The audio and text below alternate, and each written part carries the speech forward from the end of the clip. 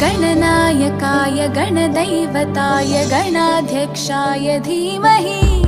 गुणशरीराय गुणमण्डिताय गुणेशानाय धीमहि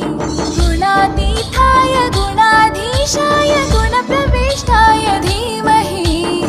एकदन्ताय वक्रतुण्डाय गौरीतनयाय धीमहि गजेशानाय भालचन्द्राय श्रीगणेशाय